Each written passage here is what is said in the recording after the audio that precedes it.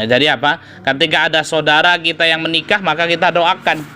Doanya apa? Barakallahu laka wa baraka alaikuma wa jama'a bainakuma fi khairin. Ya. Ada salah seorang sahabat kecil, ya, sahabat junior, ya.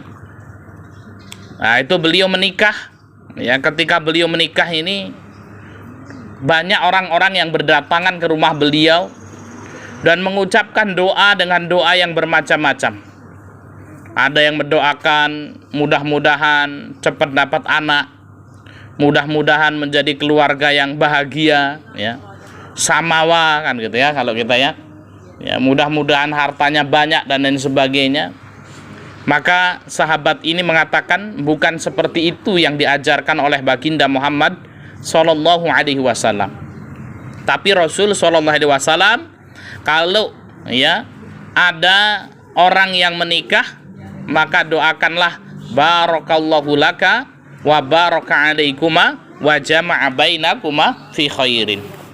Barakallahu laka artinya semoga Allah Subhanahu wa taala memberikan keberkahan kepadamu di waktu engkau senang. Ya. Jadi ketika mendapatkan kenikmatan, ketika mendapatkan rizki, ketika berasnya stoknya masih banyak kan gitu ya. Ketika duitnya masih tebel, mendapatkan keberkahan. Ya, karena bisa jadi para ummahat yang dimuliakan Allah Subhanahu wa taala, melimpahnya rizki, melimpahnya harta, ya kalau tidak barokah menjadi ya sebab ya mendapatkan kecelakaan, ya mendapatkan kebinasaan. Oh, duitnya banyak, akhirnya kemudian apa, boros-boros. Duitnya banyak, masya Allah, naudzubillahi min dzalik, ya selingkuh ya dengan orang lain kan gitu ya. Ya, karena banyaknya harta itu juga butuh keberkahan. Ya, sedikitnya harta juga butuh keberkahan.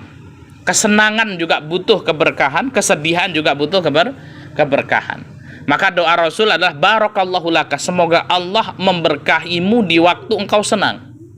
Ketika mendapatkan kenikmatan, ya, turun di dalamnya barokah. Wa baraka alaikuma, kata Rasul, dan semoga Allah juga memberkahimu di waktu kalian sedih, ya. Jadi wa baraka alaikuma itu artinya semoga Allah memberikan keberkahan kepada kalian berdua tatkala kalian mendapatkan kesedihan, tatkala kalian mendapatkan musibah, ya, tatkala kalian mendapatkan ujian dari Allah Subhanahu wa taala, juga senantiasa ya mendapatkan keberkahan. Ya. Nah, kalau tidak berkah bahaya kan gitu. Apalagi di waktu susah. Ya, maka ada ya sebab-sebab ya datangnya cinta antara suami dan istri tatkala di waktu susah. Ya, habis nikah yang belum punya rumah, ngontrak bareng kan gitu ya. Mungkin ketika ngontrak di tempat yang kecil, ya duitnya habis, diusir sama ibu kontrakan, ya dia harus kemudian bersafar, pindah dari satu tempat ke tempat yang lain, melamar pekerjaan nggak diterima dan lain sebagainya, sehingga kemudian ada ya orang-orang yang disebabkan karena kesusahan hidup itu, sehingga kemudian mempererat ukhuwah mereka, ya, sehingga kemudian ketika seorang suami berada di puncak kesuksesannya, dia tidak tega, ya. Ada kita bertemu dengan orang yang masya Allah ya penghasilannya banyak sekali, sudah miliaran setiap bulan, ya, tapi beliau memiliki prinsip bagaimana? Oh, saya tidak mau Ustaz kalau nikah lagi. Loh, kenapa kok tidak mau? Ya bukan apa-apa, ya kalau pingin nikah lagi juga senang kan gitu. Tapi saya tidak tega ya melihat istri saya, kata beliau. Ya kenapa? Karena kemudian pemerantau bersama, ya kemudian dalam kondisi sulit, ya sampai kemudian datang di tempat perantauan, ya tidak punya kasur, tidurnya pakai kardus, ya tidurnya pakai kardus. Ya, suatu hari istrinya nangis, ditanya, nah kenapa kamu menangis? Ya, apakah kamu menangis itu karena menyesal menikah dengan saya, atau kemudian kamu kangen sama orang tua? Ya, dia mengatakan kangen sama orang tuanya, ya, diiring ya sampai kemudian apa? Ya pada puncak kesuksesannya. Ya, maka kemudian ya kesempitan itu juga ketika di situ ada barokah para ummahat yang dimuliakan Allah Subhanahu wa taala, di situ akan menimbulkan benih-benih cinta dan kasih sayang gitu ya. Maka doa Rasul, barakallahu laka wa baraka alaikum. Semoga Allah Subhanahu wa taala memberkahimu di waktu kalian senang dan memberikan keberkahan kepadamu di waktu kalian susah. Wa jama'a bainakuma fi khairin, dan mengumpulkan kalian berdua dalam keberkahan baik di waktu senang maupun susah. Masya Allah. Ini doa yang sangat luar biasa para ummahat yang dimuliakan Allah Subhanahu wa taala. Ya. Nah, kalau kita ini kadang-kadang sama ya, cepat bana anaknya ya kan gitu ya. Nah, ini kan gitu. Ya. Datang kan gitu ya, ada ya, maka jangan doa yang aneh-aneh ya Bu Ani ya. Kalau mendoakan kawannya ada saudarinya yang menikah kan gitu ya. Ya, mendoakan jangan yang aneh-aneh, cukup barakallahu laka wa baraka alaikuma wa jama'a bainakuma fi khairin. Ya. Habis nikah misalnya ya ada saudara laki-lakinya menikah, datang ya. Oh ya sama ya, mudah-mudahan dapat anak ya. Mudah-mudahan ya Mas bisa cepat nambah lagi ya kan gitu. Di sampingnya ada istrinya kan gitu. Nah, maka kemudian apa, doakan yang baik yaitu barakallahu laka wa baraka alaikuma wa jama'a bainakuma fi khairin. Ya. Oleh karena itu apa? Di dalam Islam itu menikah itu ya harus dilandasi dengan keimanan. Ya, ini yang paling penting para ummahat yang dimuliakan Allah Subhanahu wa taala. Ya, kalau orang menikah tanpa iman itu sudah ya akan terhempas ya oleh badai yang menerjang. Karena orang itu kadang-kadang berpikir, wah kalau menikah itu enak kan gitu ya. Kalau menikah itu senang kan gitu ya. Ya. Bener nak itu Bu Okta itu. Nikah itu senang, nikah itu menggembirakan kan gitu ya. Ya, oh nikah itu ya apa namanya? Ya akan mendapatkan kebahagiaan dalam hidupnya kan gitu ya. Ya, ketika seorang menikah para ummahat yang dimuliakan Allah Subhanahu wa taala, menikah itu adalah menambah masalah. Ya. Orang menikah itu adalah apa? Menambah masalah. Yang tadinya single kan gitu ya, mau pergi kemana-mana silakan ya, mau pergi main ya ke tempat kawannya bebas ya. Ketika sudah menikah harus ngurus suaminya. Ya, habis itu hamil, masya Allah, 9 bulan, waduh kan gitu ya, capeknya luar biasa. Habis itu melahirkan. Ya, kemudian apa, nyawa taruhannya para ummahat yang dimuliakan Allah Subhanahu wa taala. Ya, setelah melahirkan harus mengurus anaknya, lembur-lembur mengurus anaknya. Ya, apalagi kalau anaknya 7, 10 dan lain sebagainya. Coba bayangkan kan gitu ya. Maka jangan berpikir orang nikah itu kemudian apa? Ya akan mendapatkan kebahagiaan. Orang kalau kemudian apa? Ya tujuan menikahnya itu pengen mendapatkan kesenangan hidup itu zong kan ya. Dia akan kecewa. Ya. Kenapa? Dia tidak akan mendapatkan yang sebagaimana yang ia harapkan itu. Ya, jadi menikah itu adalah karena iman. Menikah itu karena ibadah. Menikah itu karena perjuangan untuk mencari keridhaan Allah Subhanahu wa taala. Ya. Sehingga kalau kita lihat kenapa ya para artis-artis itu kemudian apa? Cerai nikah lagi, cerai nikah lagi, cerai nikah lagi. Ya, karena tidak didasari dengan keimanan. Ya. Ya, ketika nikah istrinya masih cantik, wah senang dia. Ketika sudah jelek ditinggalkan, kan gitu. Ya. Yang perempuan juga sama, menikah ya sama orang laki-laki, ya ketika masih sukses senang, ketika kiri ditinggalkan, kan gitu ya. Kenapa? Karena bukan karena iman. Jadi kalau menikah karena iman, para ummahat yang dimuliakan Allah Subhanahu wa taala, dia menyadari bahwasanya menikah adalah ibadah. Ya, yang tidak ada habisnya. Ya, menikah adalah ibadah yang tidak ada habisnya. Ya, sehingga kemudian apa, dia menyadari dengan menikah itu nanti ujungnya adalah surganya Allah Subhanahu wa taala. Maka ketika terjadi ya badai yang menghalang dan lain sebagainya, maka ya disitulah nilai-nilai pahalanya. Ya, yang repot ya ketika kemudian apa, landasan agamanya tidak kuat, sehingga kemudian tidak memiliki patokan ya dalam kehidupannya. Nah, karena menikah itu bukan ya urusan sehari 2 hari, setahun 2 tahun para ummahat yang dimuliakan Allah Subhanahu wa taala. akan tapi ibadah seumur hidup yang mungkin bisa selama-lamanya. Dan menikah itu ya diibaratkan oleh baginda Muhammad SAW seperti bahtera. Maka suatu hari ya Rasul SAW berkata kepada Abi Dzar, ya Abu Dzar, kata Rasul, wahai Abu Dzar, aslih safinataka, perbaikilah bahteramu, perbaikilah kapalmu, ya, perkuatlah ya bahteramu itu. Ya, kita kembali ya. Jadi apa, Rasul dia berkata kepada Abi Dzar, ya Abi Dzar, ya Abu Dzar, aslih safinataka, ya perbaiki kapalmu ya sebelum engkau berlayar itu, fa innal bahra amikun, sesungguhnya samudra itu dalam, kata Rasul. Sesungguhnya samudra itu dalam. Ya, oleh karena itu para ummahat yang dimuliakan Allah Subhanahu wa taala, ya bermajelis taklim, ya mengkaji ilmu-ilmu syar'i, ya agar kita mendapatkan keberkahan hidup merupakan sesuatu yang sangat penting dalam hidup kita. Maka ya menikah itu harus berlandaskan iman, ya. Nah, ketika Ustadz bagaimana berlandaskan cinta, bagaimana? Ya harus kan gitu ya.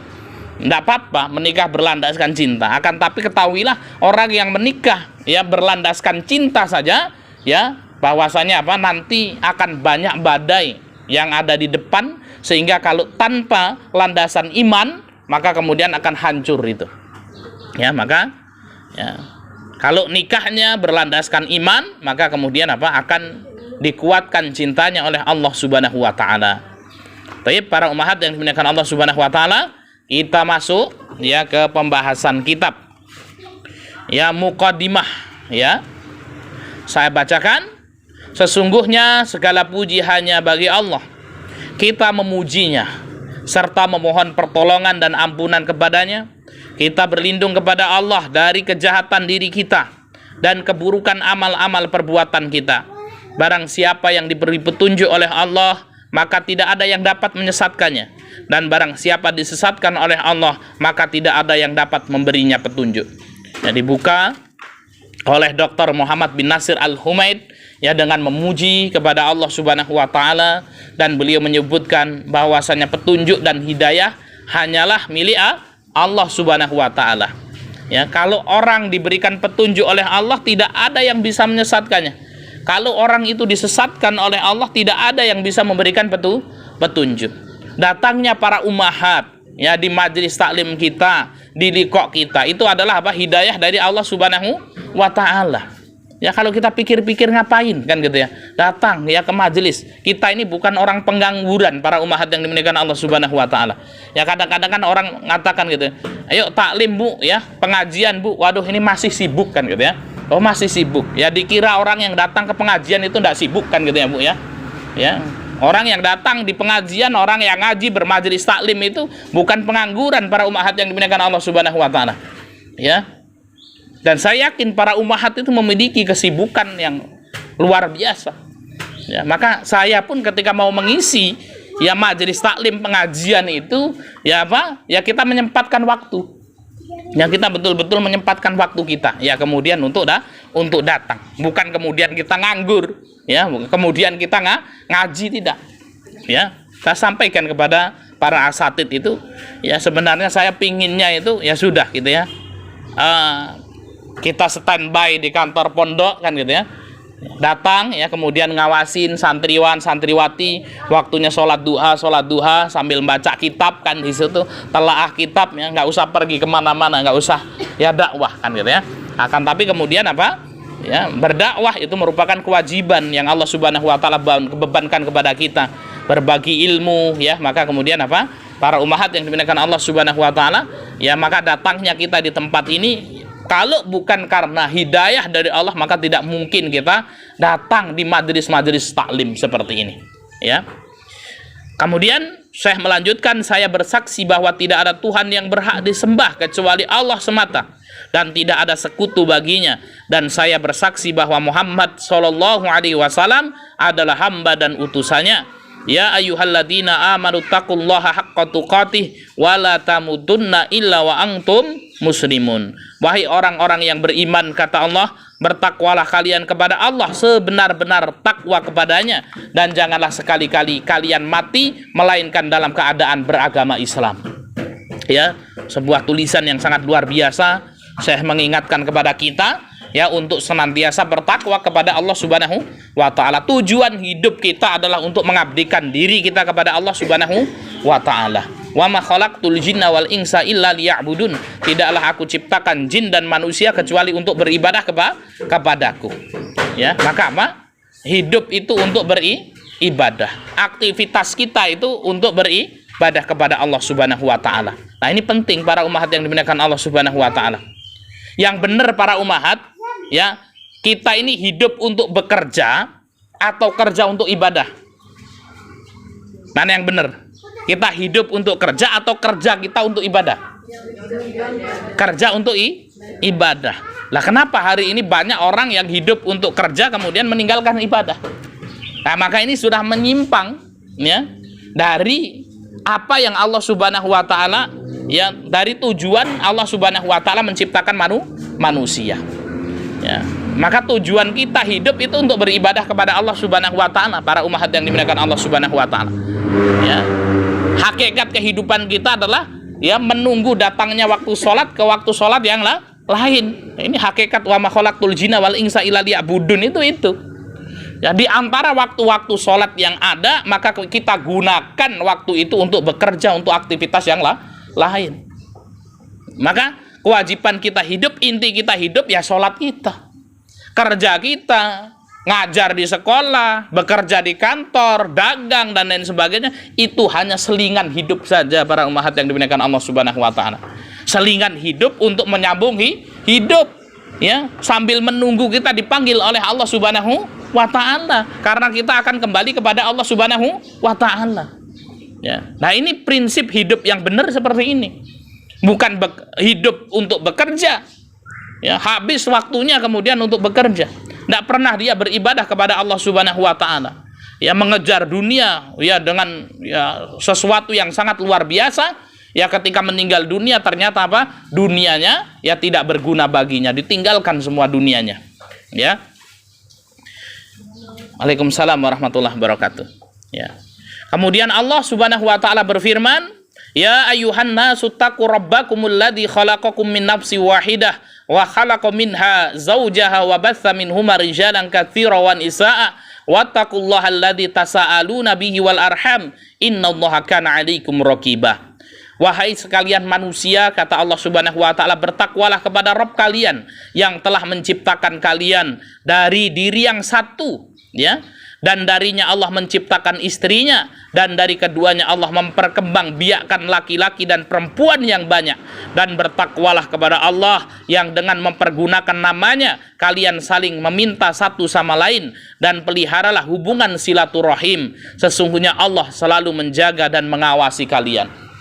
Ya, surat An-Nisa ayat 1 yang sangat luar biasa mengingatkan kepada kita para umahat yang dimuliakan Allah Subhanahu wa taala bahwasanya kita berasal dari Allah Subhanahu wa taala.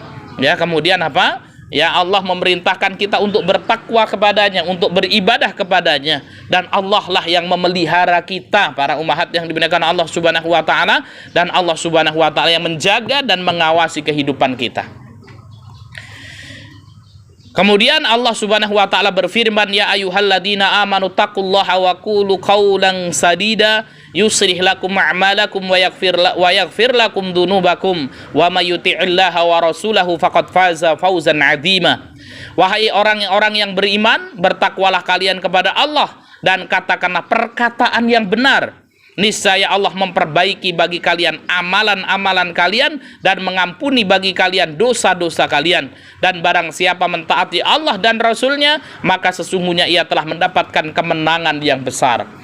Ya, Al-Ahzab ayat 70 sampai 71, ayat yang mengingatkan kepada kita bahwasanya ya kunci kemenangan ya dalam hidup ini para ummahat yang dimuliakan Allah kalau kita mentaati Allah dan Rasulnya.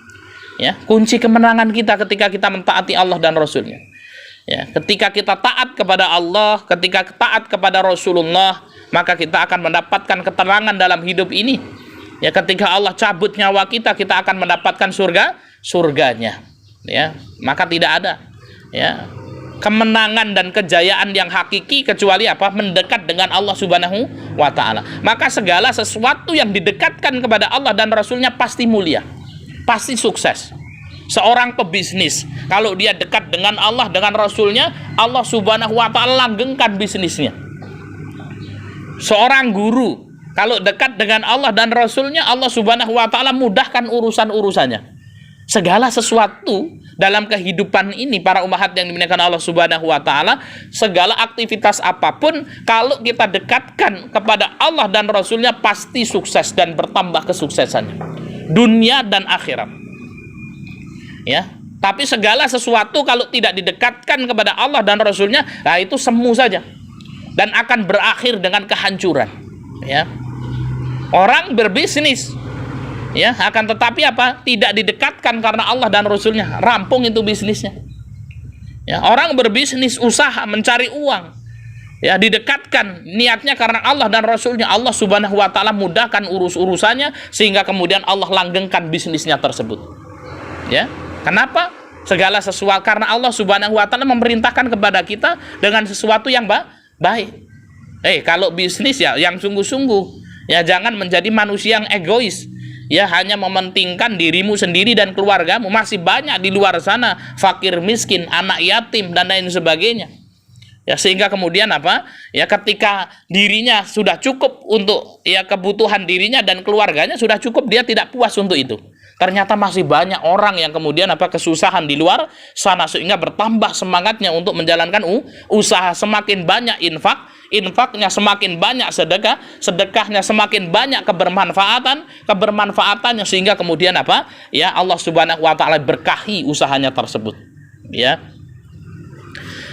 Islam bercita-cita membangun keluarga besar agar umat Islam hidup dalam kemuliaan di bawah naungan ajaran-ajaran Islam yang bercita-cita tinggi dan petunjuk sebaik-baik manusia. Nabi kita Muhammad SAW, putra Abdullah, beliau adalah suri teladan dan panutan paling agung. Allah Subhanahu wa taala berfirman, "Laqad kana lakum fi Rasulillahi uswatun hasanah liman kana yarjullaha wal yaumal akhir wa dzakarallaha katsira." Sungguh telah ada pada diri Rasulullah SAW itu suri teladan yang baik bagi kalian, yaitu bagi orang yang mengharap rahmat dan ketenangan dan kedatangan hari kiamat dan banyak menyebut Allah Subhanahu wa taala. Barang siapa ingin memiliki rumah tangga yang harmonis dan bahagia, hendaknya ia mengikuti metode yang benar dan jalan yang lurus. Karena Islam, para ummahat yang dimuliakan Allah Subhanahu wa taala, adalah agama yang rahmatan lil alamin. Wa nazzalna 'alaikal kitaba tibyanan likulli syai'in wa huda wa rahmatan wa busyra lil muslimin, kata Allah Subhanahu wa taala dalam surat An-Nahl ayat yang ke-89. Wa nazzalna 'alaikal kitab, wahai Muhammad SAW, kami turunkan kepadamu Alkitab, yaitu Al-Quran. Tibyanan likulli syai'in, Quran itu menjelaskan segala sesuatu. Quran itu adalah apa? Solusi di seluruh problematika yang ada. Ya, Al-Quran menjelaskan segala solusi untuk problematika yang ada. Maka Al-Quranul Karim, ya, kalau ada orang ya pingin hidupnya damai, pingin hidupnya tenang, ya, maka hendaknya dia harus dekat dengan Allah Subhanahu wa taala. Ya, maka Islam, ya, Al-Quran itu menjelaskan bagaimana seseorang itu berhubungan dengan Allah Subhanahu wa taala. Dikeluarkan ayat-ayatnya, maka keluar ya suatu ilmu dalam agama ini yang disebut dengan fikih ibadah. Bagaimana cara wudhu, bagaimana cara thaharah, bagaimana cara sholat supaya khusyuk sholatnya, bagaimana tata cara sholat tahajud, sholat duha dan lain sebagainya, itu dijelaskan ya dalam ilmu yang namanya fikih ibadah. Al-Quranul Karim juga apa mengatur bagaimana ya seorang bermuamalah antara yang satu dengan yang lain, maka dikeluarkan ilmunya namanya fikih muamalah. Kemudian Al-Quran juga mengatur bagaimana cara hidup berkeluarga yang baik dan benar, maka dikeluarkan ilmunya namanya fikih usrah, dan kemudian dicontohkan langsung oleh baginda Muhammad SAW. Oleh karena itu, barang siapa ingin memiliki rumah tangga yang baik, rumah tangga yang bahagia, hendaknya mengikuti metode yang benar contoh dari Al-Quran, perintah dari Al-Quran, contoh dari Rasul Shallallahu Alaihi Wasallam. Sungguh amat disayangkan sekali kebiasaan yang menyebar di masyarakat Islam sekarang ini, yakni terlalu mudah melakukan perceraian karena berbagai alasan yang sebenarnya dapat diselesaikan. Penulis memandang bahwa hal ini perlu dicermati karena dapat berakibat buruk pada pribadi dan masyarakat. Harus segera dicari penyebab-penyebabnya, diteliti dan dicarikan solusinya melalui ajaran Islam. Penulis pun segera menyusun pembahasan tentang topik ini dengan judul At-Tiryak lil Wiqayah Az-Zawjaini Minat Tolak, ya. Yang dalam edisi Indonesia kami beri judul Agar Bahtera Cintamu Tidak Kandas Terhempas Badai. Ya, dengan mengharap pertolongan dan taufik kepada Allah agar amal ini diterima. Penulis juga berharap agar tulisan ini dapat diterima dan diamalkan oleh kalangan cendekiawan. Pertama-tama, penulis memaparkan metode Islam untuk memelihara keutuhan hidup suami istri, kemudian melampirkan juga berbagai manfaat menikah. Setelah itu penulis merinci berbagai sebab perceraian dan berupaya menyajikan solusi bagi masing-masing penyebab yang mungkin ditangani dengan menjelaskan beberapa sebab perceraian dari pihak suami juga dari pihak istri. Ini metode penulisan ya yang digunakan oleh Dr. Muhammad Nasir Al-Humaidi ini. Ya, jadi apa? Beliau menjelaskan pertama ya manfaat atau faidah-faidah menikah, kemudian apa sebab-sebab perceraian yang ditimbulkan dari pihak suami, kemudian sebab-sebab perceraian yang ditimbulkan dari pihak istri, baru dari pihak keluarga suami istri dan yang lainnya. Kenapa para ummahat yang dimuliakan Allah Subhanahu wa taala? Ya ternyata kemudian apa perceraian itu disebabkan oleh dua faktor. Faktor intern dan faktor ekstern. Ya, faktor intern dibahas oleh Syekh di sini ya, yaitu pertama dari suami dulu, kemudian dari istri, yang kedua dari keluarga, ya ikut campur keluarga, mertua dan lain sebagainya. Selanjutnya penulis menjelaskan berbagai akibat perceraian. Baru kemudian penulis melampirkan sebuah peringatan bagi siapa saja yang dapat menjadi penyebab ya timbulnya perceraian. Penulis juga menyebutkan hal-hal yang mungkin dapat diusahakan setelah terjadi perceraian. Apa ya? Jadi masya Allah ya. Jadi detail sekali ya. Syekh ini membahas dalam kitab ini ya, pertama keutamaan menikah, sebab-sebab perceraian baik intern maupun ekstern. Kalau perceraian itu harus terjadi, maka apa yang harus kemudian dilakukan ya setelah perceraian tersebut? Seperti upaya terakhir untuk menambal keretakan, menjalin kembali hubungan dan memperbaiki keadaan antara kedua belah pihak. Kemudian penulis menutup pembahasan dengan menyebutkan yang selayaknya dilakukan setelah terjadi kendala dalam pergaulan suami istri, yakni perpisahan. Setelah bercerai apa yang harus dilakukan? Allah berfirman, at-talaqu marratani fa imsaku bima'rufin aw tasrihum bi ihsan. Tolak yang dapat dirujuk itu 2 kali. Setelah itu suami boleh rujuk lagi dengan cara yang ma'ruf atau menceraikan dengan cara yang baik ya. Maka kemudian apa ini? Ayat yang menjelaskan tentang perceraian. At-talaqu marratan, tolak itu ada 2 kali. Ya, terjadi tolak pertama ya, kamu saya ceraikan, jatuh talak satu, dia boleh rujuk ya. Kemudian apa? Datang lagi ya, kamu talak yang kedua, maka jatuh talak kedua. Kemudian ya rujuk lagi ya, kemudian yang ketiga ditalak lagi ya, kamu saya talak misalnya, maka jatuh talak yang ketiga. Ketika jatuh talak ketiga, maka ini disebut dengan talak ba'in kubro.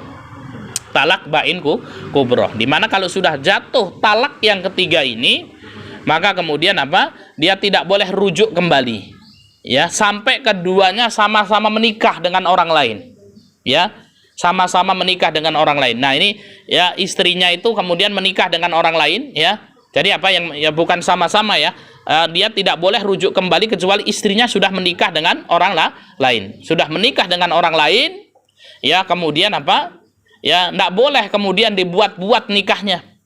Waduh, ini sudah ditalak 3 ini, aduh gimana ya, oh ini biar nikah sama orang lain, kemudian apa ya, laki-laki tersebut ngundang kawannya, kamu ngundang ya, kamu nikahin ya istri itu kan gitu ya. Kemudian apa, habis kamu nikah nanti diceraikan Itu namanya nikah muhalal dan muhalil haram hukumnya. Ya, muhalal dan muhalil haram hukumnya. Jadi nggak boleh, harus nikahnya murni. Oh, nikah dengan seorang dan kemudian apa? Sampai disebutkan hatta yaduku asilatahu wa asilataha. Sampai kemudian melakukan hubungan suami istri dengan orang ini. Ya, setelah itu terjadi perceraian, perceraiannya nggak boleh diada-ada. Karena laki-lakinya mati, ya. Kemudian boleh dia menikah kembali. Atau kemudian terjadi perceraian betulan yang tidak diada-ada, baru kemudian boleh ya menikahi ya mantan istrinya tersebut. Itu apa? Tolak bain kubro. Ya, ada juga tolak bain kubro. Bagaimana tolak bain kubro? Contoh, seorang laki-laki menceraikan istrinya, kamu saya talak. Ya, berarti jatuh talak keberapa? 1. Nah, maka kemudian apa? Jatuh talak 1.